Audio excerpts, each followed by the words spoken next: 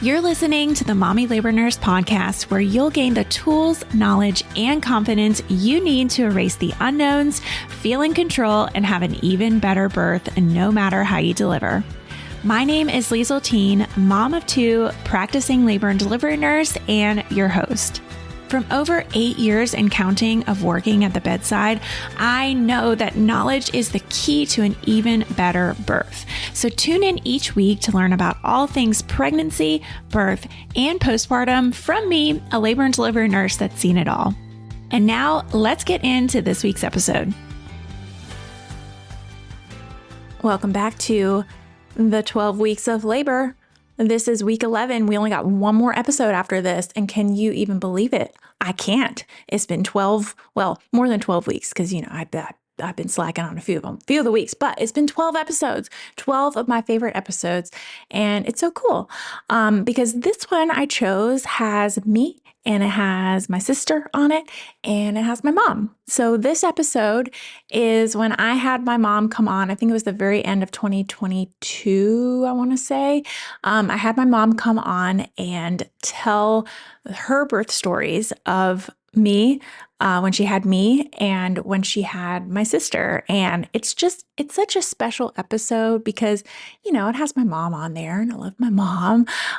But it's cool because one thing that you guys don't know maybe, or, I haven't shared this a whole lot, but my mom, and she'll explain it in the episode, right? But she had a C-section with me and she had a very hot, she was in labor, but she was like a failure to progress, right? She got to 10 centimeters and then, was pushing forever. And then she had to end up having a C-section. And she felt like, she's told me this my whole life.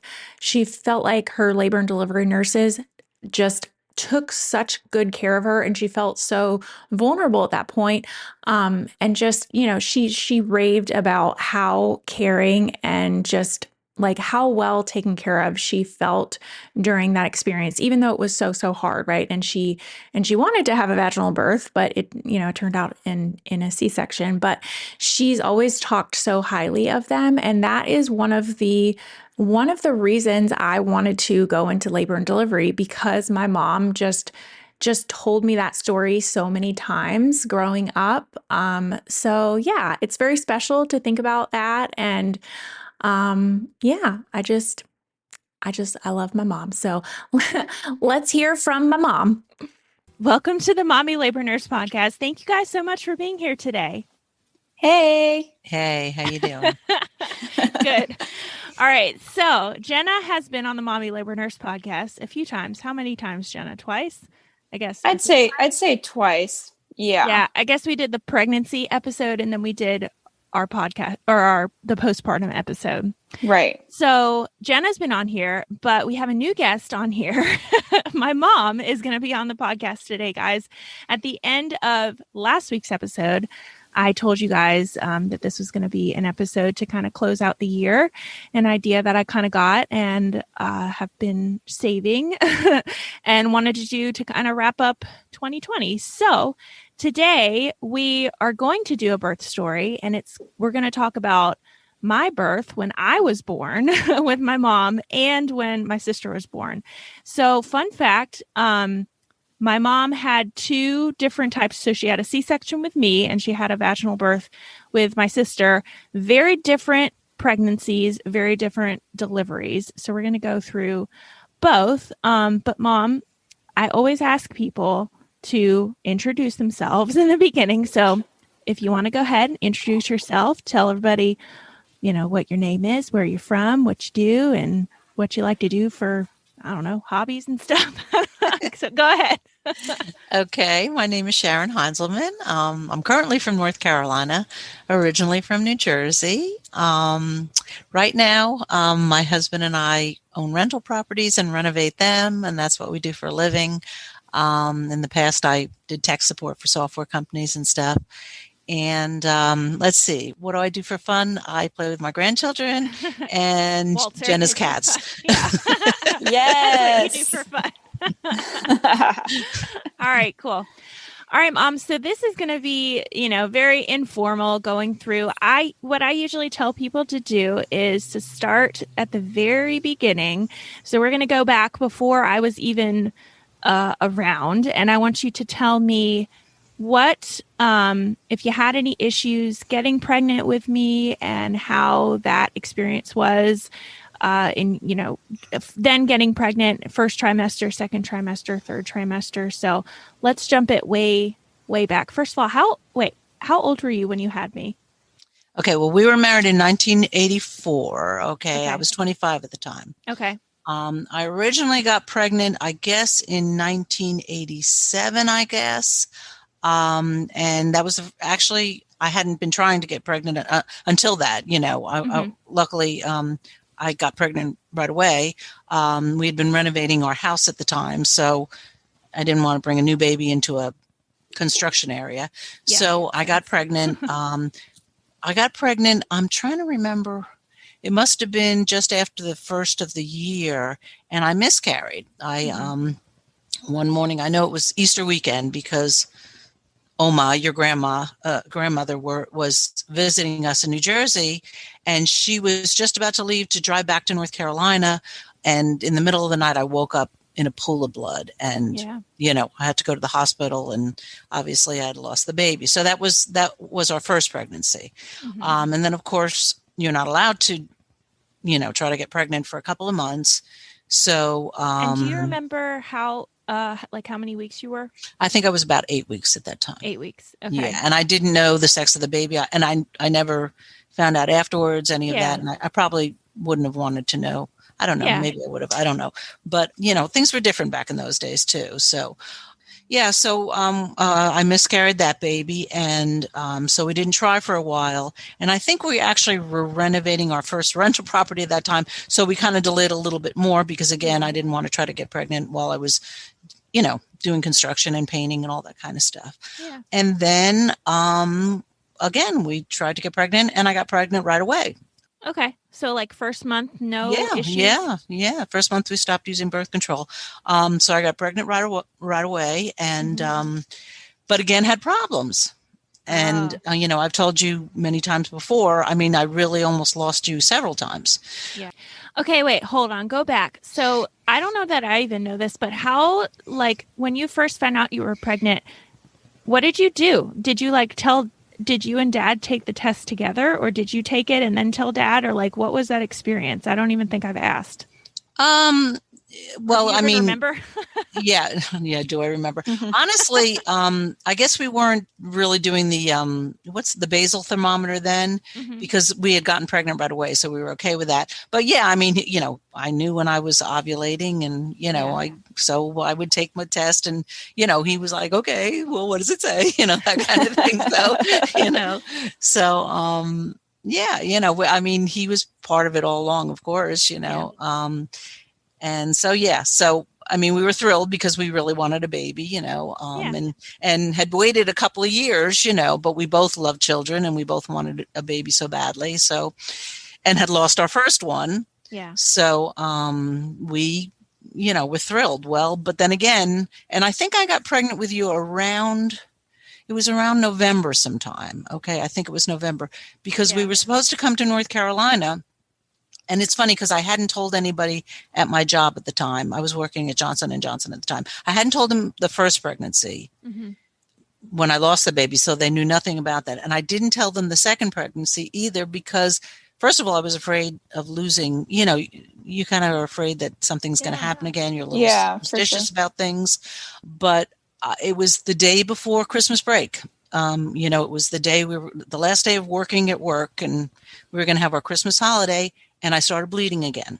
Oh. So my poor boss, I went into him and I said to him, Tom, okay, I never told you, but I miscarried one baby and I'm bleeding with the second baby and I have to go to the hospital right now and I have to leave. And he was panicking, do you want me to drive you? What should I do? I was just, it's fine. I'm going to the hospital right now. I'm going to meet my husband at the hospital, and I was pretty calm, and I drove to the hospital and Daddy met me there, and I was bleeding again. But they put me on bed rest for a couple of days, and we were actually supposed to fly to North Carolina to see Oma And actually Linda was there too, and we were going to fly down and spend the holiday together, and we couldn't go. We had to stay home because they didn't want me to get on a plane. But I mean, it resolved itself and it was fine. And then I think I must have had one or two more bleeding episodes. I had a lot of different bleeding episodes. But then when I was 7 months pregnant, I actually had another serious bleeding episode, and apparently I couldn't feel the contractions, but apparently contractions had started. Okay. So I went to the hospital, and, my gynecologist basically said, okay, we're going to keep you in the hospital for a couple of days. We're going to put you on breathine. Okay. So they did that. They put me on breathine, and I guess the contractions, they had gotten it under control enough that I could go home, and I was on bed rest. So for the last 6 weeks of my pregnancy, from about 7 months to about 8.5 months, I was on bed rest. And at the time we lived in a 2-story home. You don't remember that house that you were really little. Do you remember that house in New Jersey?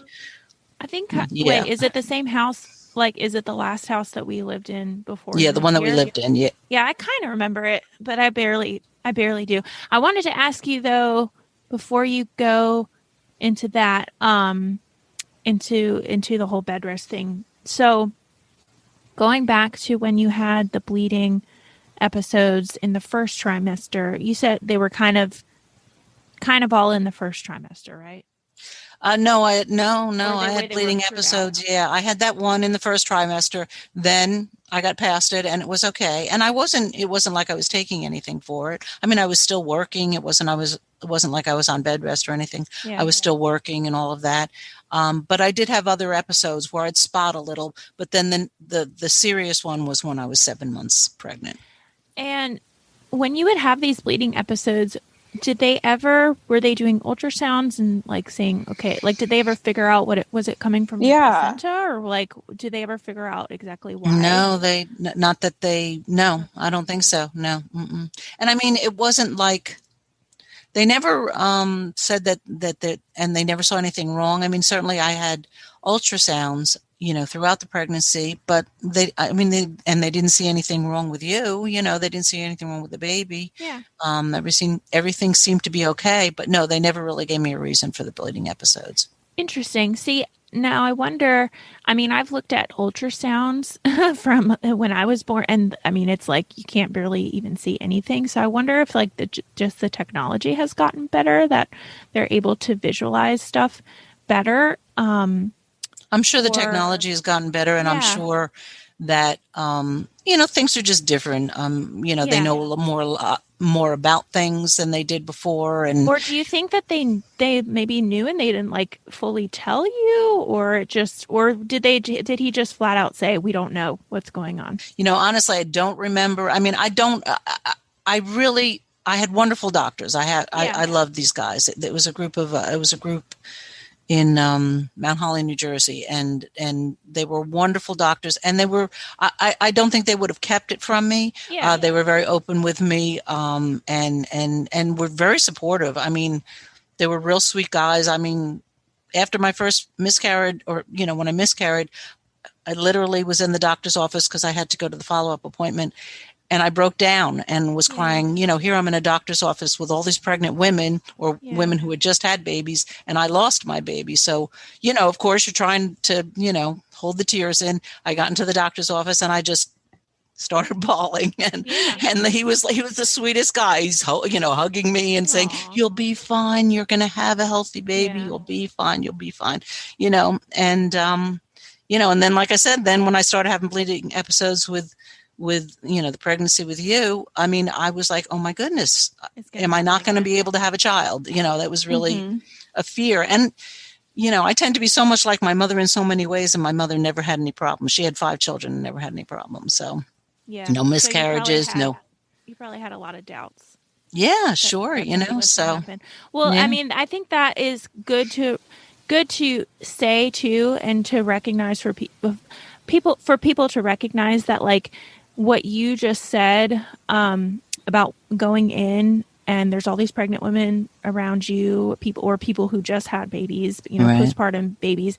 But there are people who come in and miscarriages happen every single day. Yeah. Yeah. So, yeah. But all right, well, let's jump forward. You said to 7 months, something Right. significant happened and you started to bleed more. Right. Was that just a lot more blood, or was it more red blood, or was it like what? Yeah, and did it hurt Yeah, whenever it happened? No, I don't really remember feeling contractions. That's one I was surprised when they told me I was having contractions, because it's not like vaguely, I vaguely kind of remember a little bit Braxton Hicks, but I don't even remember that so much, So no, there was no pain. It's not like I was in active labor. Yeah. It's just obviously, they put the Belter on you and they're measuring contractions. So.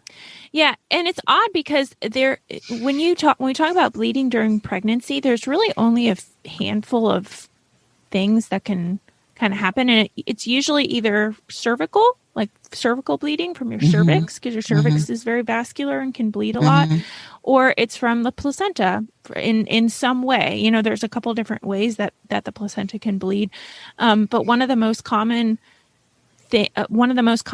reasons is called a previa, which is where the placenta is very close to or covering the cervix, and it has a tendency to bleed that is not painful at all, but it's just it just bleeds. But you can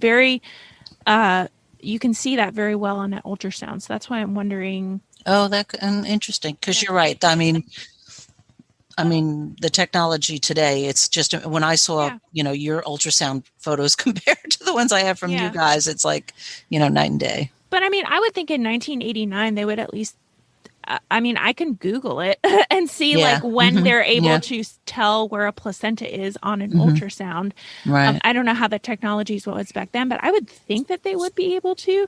So maybe it wasn't a previa. Maybe it was something else that another reason could be like what we call placental abruption, where it's like peeling off of the uterus a little bit and bleeding a little bit, and sometimes that can be detrimental and dangerous to baby because it's tearing off of the uterus, and that's where they're getting all their blood supply. But sometimes it's only a minor abruption and it's not dangerous to baby at all. So that could have been what's going on.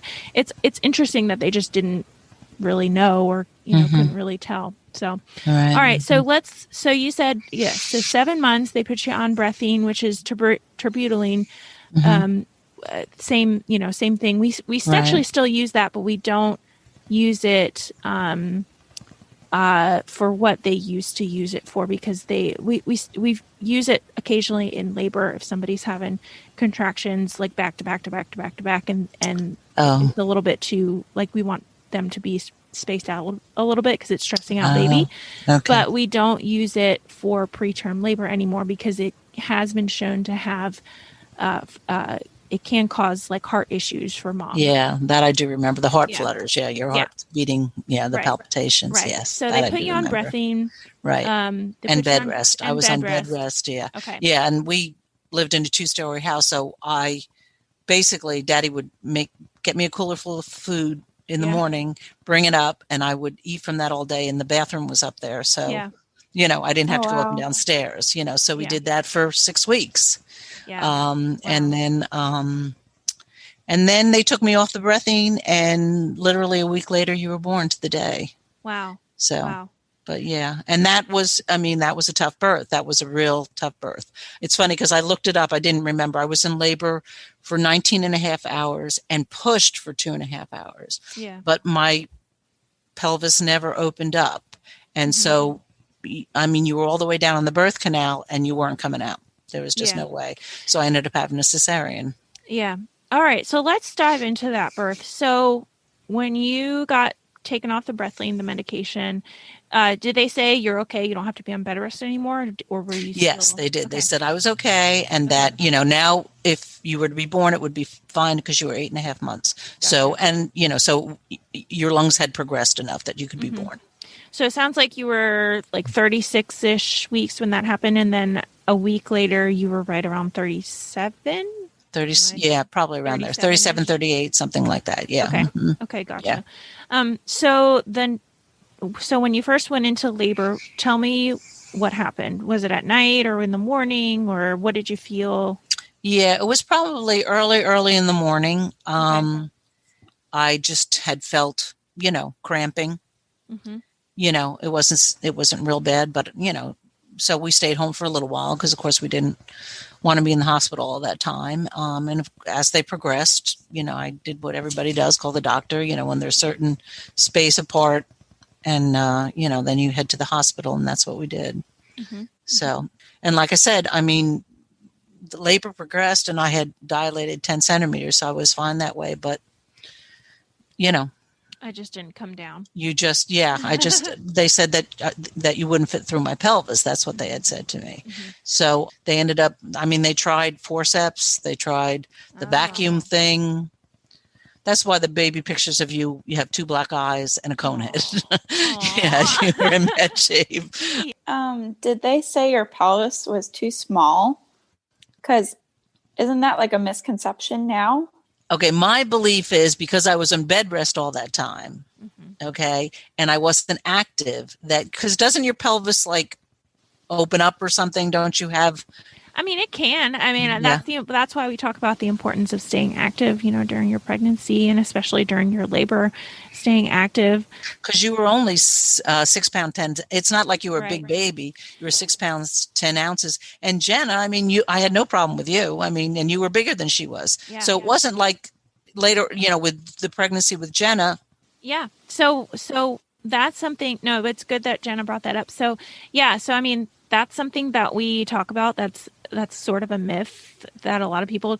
It's just kind of something you have to understand. So like, it doesn't necessarily, big babies, the weight of the baby, the size of the baby's head can play a part in like not being able to fit through, but it's much more important the way that the baby is positioned in your pelvis. So if a baby's head is nice and flexed, like their chin is nice and flexed towards their chest, and they're coming down at that angle, and their head down, obviously, and turned in the right way, that angle is a lot smaller than if a baby is like, I mean, you can just think about this. I think you guys can see me still, right? Yeah. Just think about like this part of your head is a bigger diameter than like this back part of your head. So that's what we talk about with how important baby's position is in there, because I see that all the time with women coming in and laboring, and they have what we call OP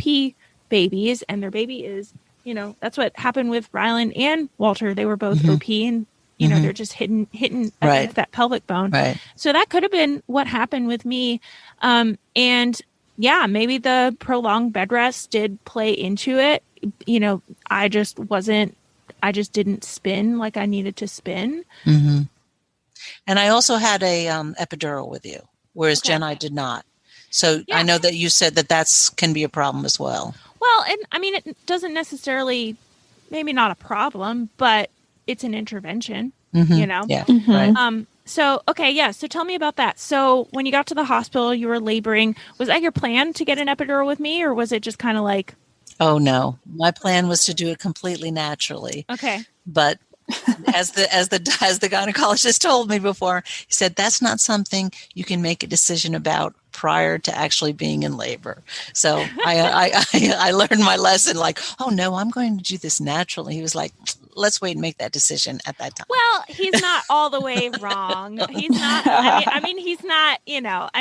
That's somewhat. I can argue against that for sure. Mm-hmm. But yes, with labor, I think his point is, you can prep a lot, but labor hurts like heck. Mm-hmm. Yeah. And it's easier for some or it's not that it's easy, but it's easier to get through than for some rather than others. Mm-hmm. And I think the time length goes into that has a lot to do with it. Right. Yeah. And we'll talk about that when we talk about Jenna too, because stark difference between the time we're in labor. And that makes a huge difference as well. Okay, so you got an epidural. Do you remember like how many centimeters you were when you got the epidural? No, I don't remember that. No idea. No. Okay. Mm-mm. Okay. No. So you got an epidural, probably you progressed till you were 10 centimeters and then you started pushing. And what happened? Did they have you push in all different positions? And Yeah, they had me put, I mean, I was on my back, Yeah. and like I said, the gynecologist, she was, she used the forceps, she used the vacuum. I actually literally had a nurse sitting on top of me trying to push the baby out. I mean, she was yeah, literally. we don't do that anymore either. Yeah, thank you, because that was not very good. I was like, do you realize I'm a person here? Yeah. It's like, yeah. No, So that's actually really dangerous. That's an old school practice. It's called fundal pressure. Ouch. Yeah, not fun. You think that they used to think to do that, to push, on the top to try and guide the baby down. But it can be, I mean, we talked a little bit about a placental abruption. That is really dangerous if your placenta tears off of your uterus, especially during labor. So, they found that it's not such a good idea to do this fundal pressure. For one, because it can be dangerous. For two, it's also not super comfortable, as you are probably aware. Yeah. So definitely don't do that anymore. That is an outdated practice. Okay, so somebody was pushing on your belly. You were doing a bunch of different positions, and I just didn't come down. And then you said after 2.5 hours, they told you. They basically said they basically said the baby's not coming out. We got to do a cesarean. So they took me in and did a cesarean. And were you allowed to stay awake? Yeah, I was, because I had the epidural for some reason. I mean, I don't know how long they last. Maybe they put more in or something. But I mean, I remember being conscious, but obviously I didn't feel the bottom half of my body. Yeah. So Yeah. So what they do is probably this. It's I think it's a little bit different dosage and medication nowadays that they do. But yeah, if you have an epidural line, they use the same line and they just give you a denser kind of medication when you go in for surgery, because an epidural numbness is a lot different than than what you want to be for surgery. I don't know if you can even remember that, but your epidural is definitely a lot less dense than what they dose you up for surgery, because they have to actually cut into you when you're having surgery. All right. So then, so we have a C-section. Did you have any complications afterwards where you were bleeding a whole lot, or kind of? No. I mean, other than obviously, you're a lot worse off after a C-section. You have a lot more pain. You were pretty bruised up. You had jaundice. And so they had you under the lights, and they had you in the NICU.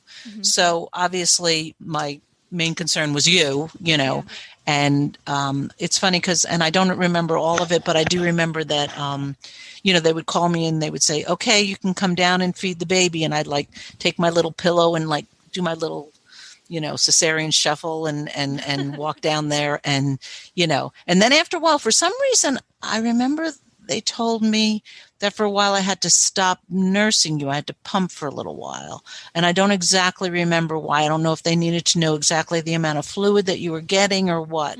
But you were in the hospital for I was in the hospital for 7 days, and then they told me I had to go home because the insurance wouldn't pay for it anymore. But they had to keep you, I think, just a day longer. And that was that. And then, after that, you were fine. You did well, and everything was fine. So, good. I was going to ask about, so the pumping thing, they had you pump in the hospital. Was that only for a day or two? Or? Yeah, it was not very long. Yeah. Okay. Yeah. Okay. Yeah. I mean, I wonder if maybe your milk hadn't come in or something, and they wanted. I don't exactly remember why, but I just remember them doing it because I told you that I really didn't like pumping. I never did, and you were the kind of baby that you would have nursed all the time if you could, you were easy, and nursing worked really well for me, so Jenna, not so much, but you were one that like I said, would have nursed. I would just nurse you to sleep, and you were easy that way. So, well, it's funny because like I feel like I haven't even really talked a whole lot about it on my story or my platform, but like Ryland is certainly much more of a bottle, but a very distracted nurser and much more of a bottle baby. And like Walter was the opposite. He's always down to breastfeed. I had issues with my supply with him, but he was just like, like you said, I would like me, I would nurse Walter to sleep. No big deal. Like he took it every which way he could. And Ryland is like, nah, I want it for a few minutes and then I want to go do something else. Right. Yeah, exactly. Very distracted. Yeah. Right. Yeah. So,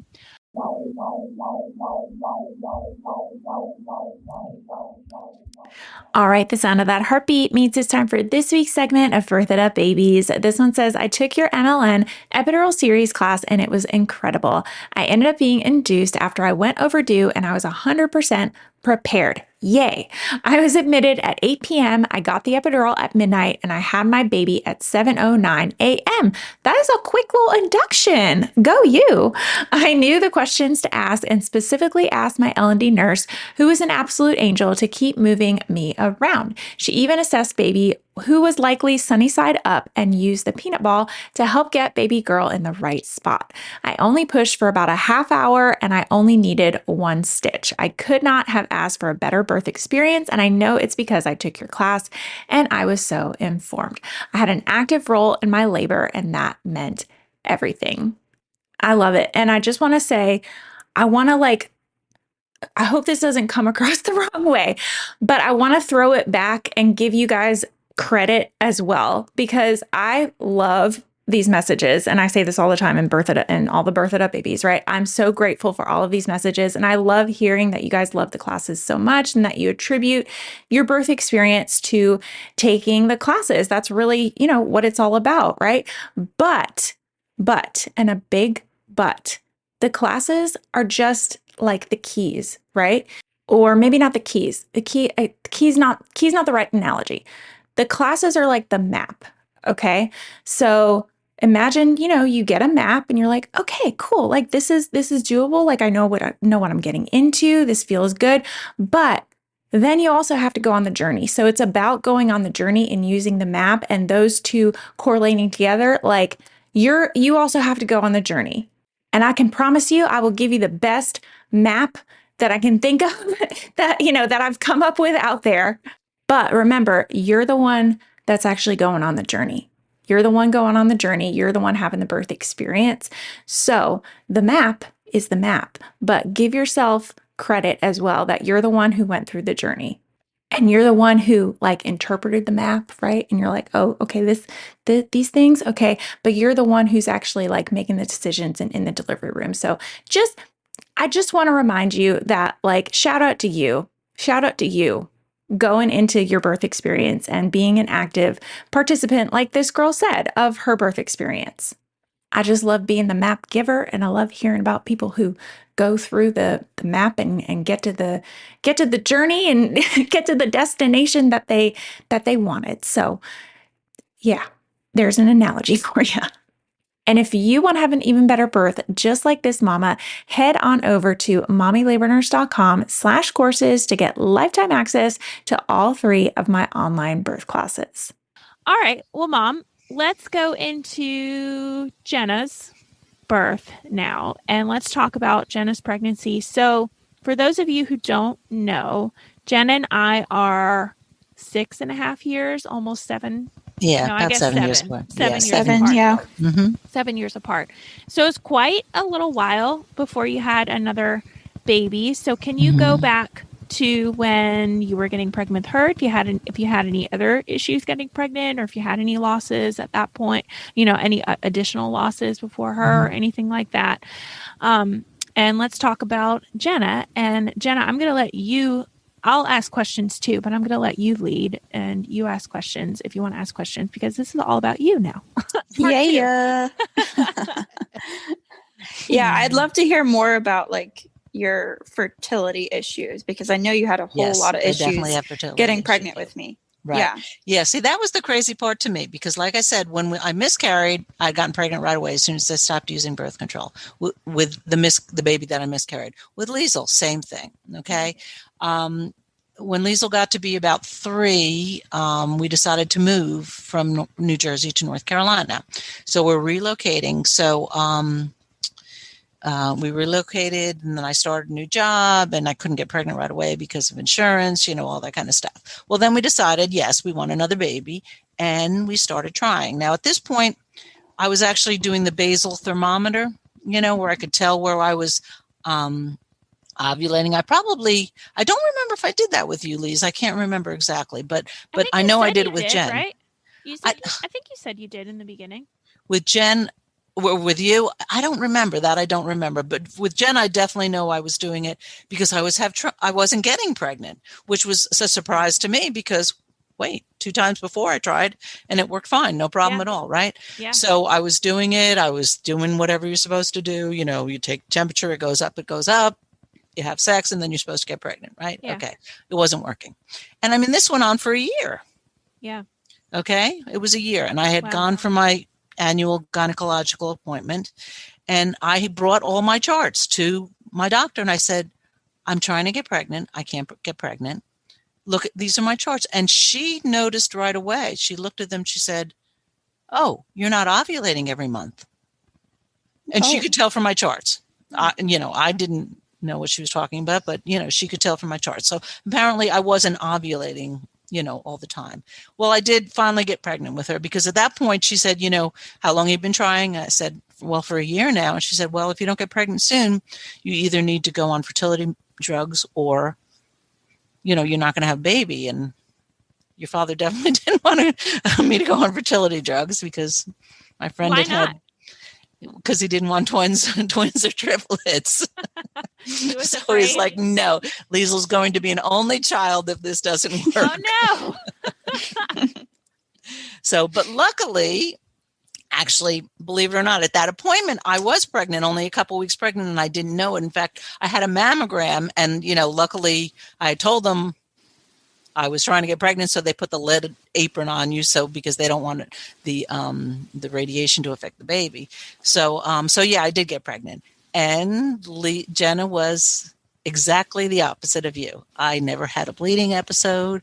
I was active the entire time, literally. And what they told me was because you miscarried the first one, because the second one, you had lots of bleeding episodes with her, and you had to have a C-section. We don't want her to get too big. We're not going to let her get too big. So they were going to induce me because of that. They were afraid that was the reason that I couldn't have you vaginally. And how old were you at that 37 point? 37 at the time. Okay. Yeah. Okay. So, because your birthday's in June, right? And my birthday's in February, right? So I just turned 37. So, I knew what day she was going to be born because we had, set up a time. It's like, okay, we're going to be here at 9 o'clock in the morning or whatever time they told me, 7 o'clock in the morning. And, we'll start the Pitocin. So, I mean, literally the night before I was up in the attic, I was dragging down all the stuff, cleaning, the nesting instinct, we remember that, Jen, when Jen and Liesel went through the nesting episode, painting and cleaning and everything, right? I have super nesting. So, I mean, totally the opposite. And I go in, they start the Pitocin, you walk around a little bit, you do all that stuff. And actually, I kind of had planned on having a epidural. There was no time for an epidural. Okay, so go back. Okay, so let's go. You said you got induced. Mm-hmm. So it was a morning induction. You came in. Right. And they started the medication. You walked around for a little bit. Mm-hmm. And you said it went really fast. So what time, do you remember what time they started? You know what? It's funny because I went back to your baby books I actually recorded in the baby books how long my labor was. And with Jen, it was 7 hours, the whole thing. With you, it was 22 hours, I think. Yeah. So, I mean, that's very normal. First labor versus second labor, for sure. Although the doctor did say to me, excuse me for a minute, Jen, that it was almost like it was because there had been such time between the pregnancies.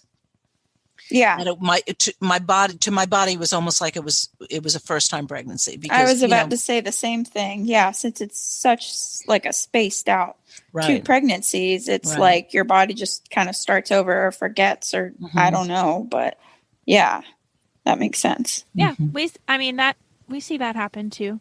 It kind of I feel like it kind of either goes you trend towards that, or it's just a normal, second pregnancy, things go quicker. But yeah. Right, that's true too. Yeah. But that pregnancy, like I said, was, in fact,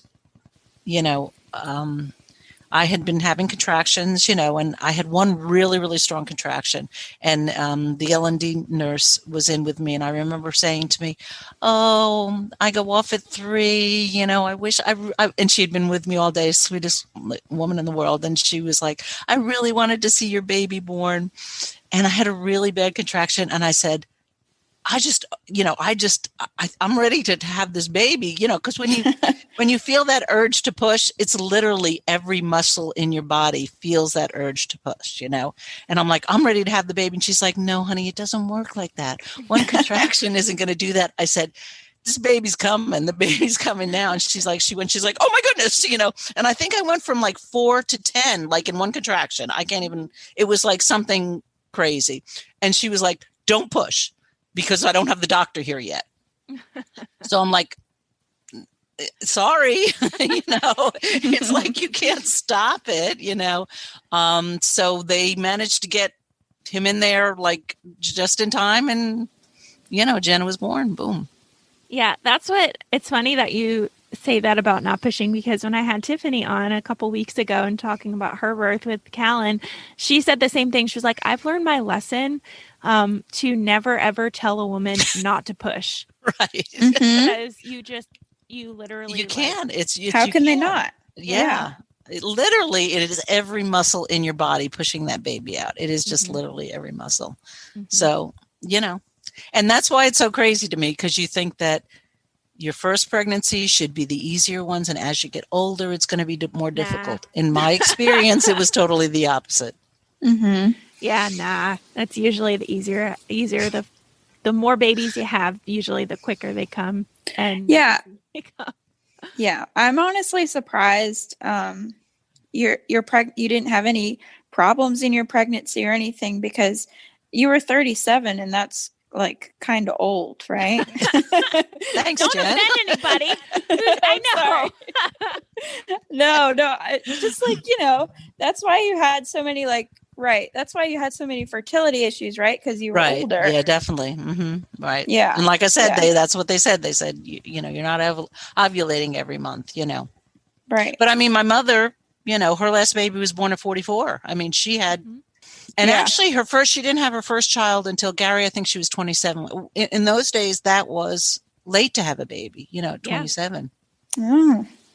Well, let's go back to when Jenna was born. So you had a VBAC with her. Right. How did you feel afterwards? Like, were you going into it thinking that you were probably going to have another C-section with her? Or were you like, I didn't know, honestly. I wanted to try. The doctor, they give you that option. I don't know if they still do that, but they had said to me, do you want to try to have, and of course what does it have a lot to do with the scar, right? If you have a scar that's horizontal, you can't do it if you have a vertical scar. You can do it if you have a horizontal. So obviously, my scar is horizontal, so I could do it if she weren't too big and I didn't have the same issues. But honestly, literally, I felt like $1 million afterwards, because with your pregnancy, first of all, I had a epidural. So an epidural, you can't even feel the bottom half of your body, right? And you feel, and I was going at it for 22 hours. So I was exhausted. I felt horrible. With Jen, I had so much energy. I remember the nurse saying to me, at one point they wanted me to move from something to something. And I pushed myself. She's like, slow down. You just had a baby. And I was like, I have so much energy. I really did. The difference between a C-section and a vaginal birth for me, was a 180. I had so much more energy after the vaginal birth than the C-section, so. Well, you had a easier birth with me, but I was a tougher baby, right? Yeah, definitely. Yeah. That's what I always say. Liesel was a tough one to have, but the easy one to keep. Jenna was the tough one or the easy one to have, but the tough one to keep. Yes, you were definitely a tougher baby. So wait, I want to ask about that too. So did Jenna, I mean, I know because I kind of remember that she was a tough baby because I was 7, I guess, at this point. So I mean, I kind of remember. And those of you who don't know Jenna, listening, like Jenna also now is like the most chill person ever. Yeah, like she's really. not a spaz or anything, anything like she was as a baby. But yeah, so Mom, do you think she had colic, or do you think like she just liked to cry? Or what do you I think she was very determined. Yeah. It's funny. I was looking in her baby book, and they said one, and it's funny to look back and because you have memories over the years, but then if you look back, you had recorded this stuff when you were going through it. And the word, I think it said something like, give one word to describe your child. And I said, determined. I mean, if she wanted something, she wanted it, and she was going to get it no matter what, so even as a baby, and she was, determined to do what she wanted and get what she wanted. And, it's funny because everybody thought Jenna was so shy around people. Remember? And we were like, really? Because around us, she was always cracking us up, and she was always like, the life of the party and stuff, and other people would tell us that, oh, I've never seen a child that shy, so. Not so much. I feel like you're not really that shy anymore, Jenna. No. Nah. I'm a little better now. Yeah. a little bit. Yeah. Okay, well, before we close, let's talk about breastfeeding. You kind of talked a little bit about breastfeeding with both, but let's talk about breastfeeding with me and with Jenna and the differences. And if you, had any struggles with me, if you had any struggles with Jenna. I never had struggles with like supply or anything like that. That was, and the situation with also my work situation was different. With you, Liesel, I was home. The job I was working for, I got laid off, and I had 13 months off with you. Okay, so I was home the entire time. And you wanted, like you said with Wally, you wanted to nurse. You were easy, you just, and for me, nursing was wonderful because I never had to worry about bottles. I never had to worry about preparing anything. It was it was always ready. So that was great. And I weaned you at about 13 months because I had to go back to work. And the only problem I had, I do remember getting mastitis at that point, like when I was starting to wean you and stuff. But other than that, really no problems. The only problem that I had with you was you were allergic to milk, so it was like getting close to your first birthday, and we gave you a little ice cream because I don't know if you remember Uncle Mike at his birthday was 2 weeks before yours. I don't remember when I was a year old. No. Yeah. Well, you remember Uncle Mike though, but his birthday is a couple of weeks before yours. So we had an ice cream cake. So we it's a couple of weeks. Let's give her a little ice cream. And you broke out in hives. You've always had a lot of allergies. So, so we knew that we couldn't go once I weaned you, we couldn't give you like milk. Yeah. So we had to give you soy formula. Jenna, basically at around, 4 or 5 months, kind of like Ryland is doing now. She's like, no, I'm not interested in this nursing thing anymore. I have no interest whatsoever. Yeah, that's exactly how he's been lately. I've been pumping, so like he's fine. He's still getting breast milk, and we're just doing the pumping thing. And he still nurses fine at night when he's not distracted by anything, and he's sleepy, and he'll nurse just fine. But yeah, kind of the same deal. He just is like, meh. I want to do other things. I don't want to sit here. I'm bored. Like I want to sit up and watch my brother run around. Right. Exactly. Yeah. Right. Yeah. Jenna, she was like, nope, I'm done. I'm fine. Yeah. And I vaguely even remember not using a bottle for too long, like going to one of those cups with the 2 handles because that's what she wanted. So did you use formula or did you pump? I had to have used formula because you can't give a baby milk until a year old. So I must have gone to a formula at that point. Right. Yeah. And those of you wondering too, I'm not still, well, I'm like halfway, I think, lactose intolerant. I have issues with milk, but I'm not like allergic to milk anymore. Yeah. I was going to ask too, when was I okay after that? Because eventually you Well, started giving me milk. Right, Yeah. because this is the way the doctor told me to do it. He said, give you a bottle of soy formula with a quarter teaspoon of milk in it for 3 days. Mm. After 3 days, increase it to a half a teaspoon of milk and keep doubling it every 3 days so that you would build up the tolerances for milk. And that's how and honestly, if you want to know the truth, I think you're right, Lise. I think, you probably shouldn't be drinking milk because, Yeah. it's not definitely something that you, definitely doesn't. I mean, especially when I drink straight milk, it definitely doesn't agree with me. I like cheese too much though to like completely. Yeah, right. Something. Yeah. Right. I mean, that's hard. I like to just like completely give up cheese because cheese is so delicious. But Mhm. yeah. All right, cool. Well, I wanted to ask, I had one question that I thought of. So you said that recovery was a lot different with a vaginal birth versus a C-section with me. Mhm, yeah. How was it different? Were you just not as sore, or were you bleeding less, or were you just, you felt like you could move around, or how was Yeah, the I mean, I recovery, just like the second time? right, just because the first time it was surgery. I was recovering from surgery, and recovering from, and especially abdominal surgery. I mean, years ago when I was 22, I had my appendix out, so I had abdominal surgery at that point as well.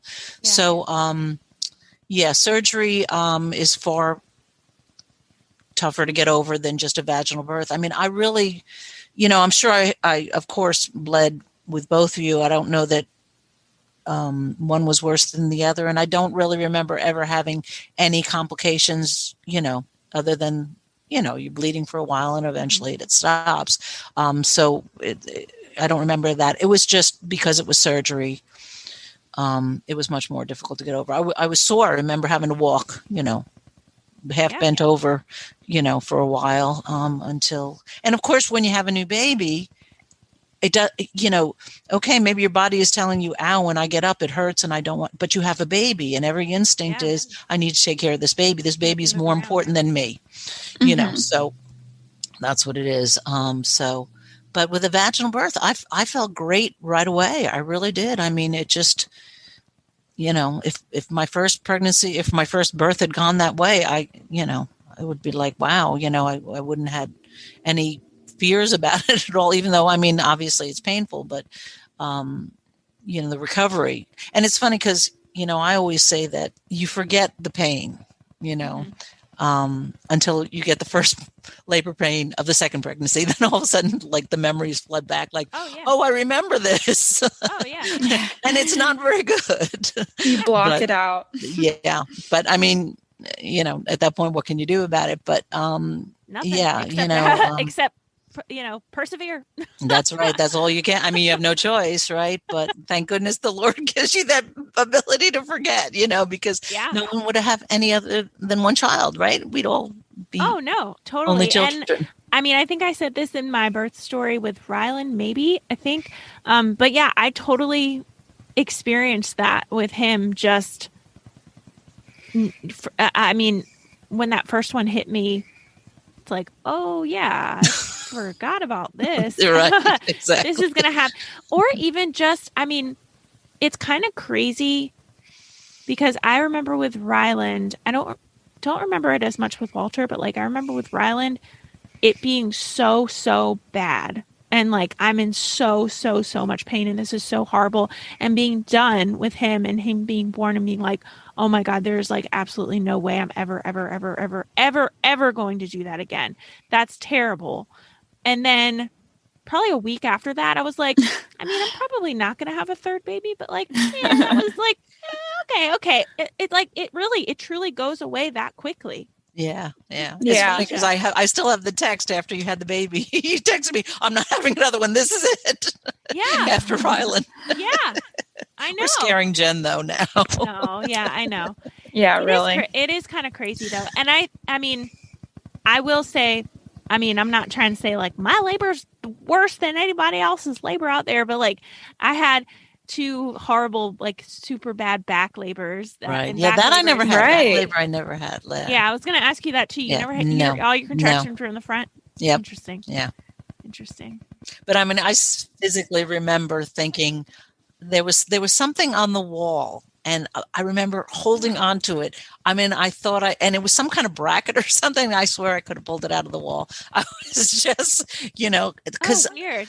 Because the what's the Lamaze classes that you go to and stuff, and the breathing, then none of that worked for me. It really did not. I just, none of it worked for me, and I just could not really breathe through them. And maybe I, wasn't a good student or whatever, but it didn't work for me for sure. You're talking about with My Birth? You took yes. Lamaze classes beforehand? Yeah. Mm-hmm. Yeah. Well, I mean, that's super common for people to go to birth classes. Even, I have people say that after they take My Birth class, say, I only used one of your tips. I could only hold on and remember one of your things during transition when it was so bad, because like the pain is just so overwhelming. Right. And that's all you can think about.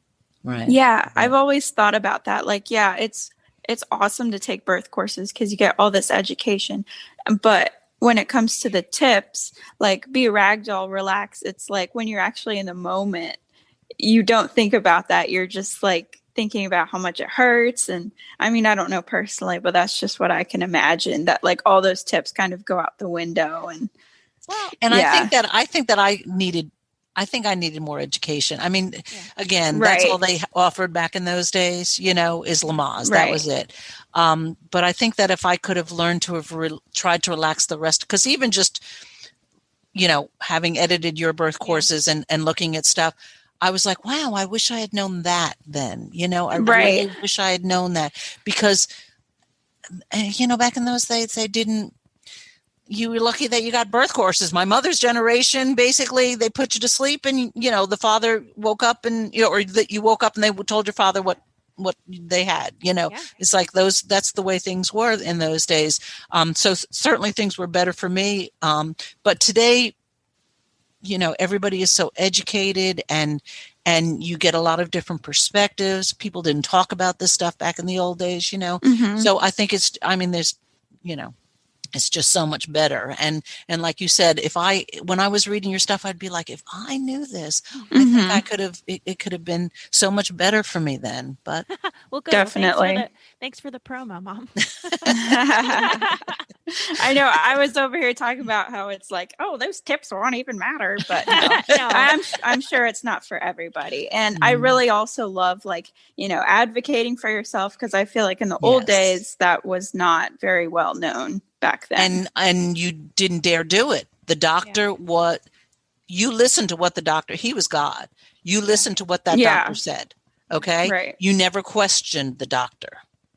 My mother still, as a senior, and when we used to go to the doctor, she would never question the doctor, because that's the way you were raised. The doctor knows it all. You know nothing.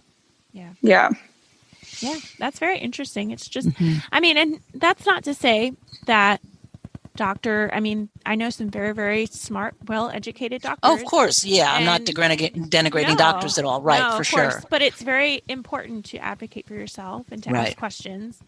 And be educated about the process. Right. Because with education, that takes away the fear. Because so much of it is the unknown and not knowing. You need to be educated about the process for sure. Right. Well, great. Well, I think that's a great way to wrap it up. Okay. Thank you guys for coming on. Thanks. Yeah. Mom. Okay. Thanks. Happy 2020. This is the last episode of 2020. Thank goodness 2020 is over. I know. Right? Praise the Lord. I think it's going to maybe December 31st at 11:59. The clock's going to tick to 2021, and just like everything's just going to go back to normal and everything's and I doubt it, but at least we'll be closer to normal, right? That's for sure. So okay. That's right. All right. Well, thanks, guys. Okay, we'll see you. Yeah, Thank you. See ya. Take care, Bye. guys. Bye-bye. Already feeling a little more confident about pregnancy, birth, and newborn life? Don't forget to hit that subscribe button so you can continue to erase the unknowns and never miss an episode.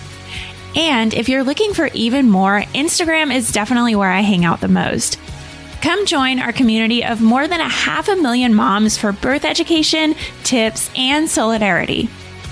You can find me at mommy.labornurse. Check out today's show notes and a searchable library of every Mommy Labor Nurse podcast episode at mommylabornurse.com/podcast. And while you're there, be sure to head to the blog to learn about our online birth classes too. See you next week, and remember, you can have an even better birth no matter how you deliver.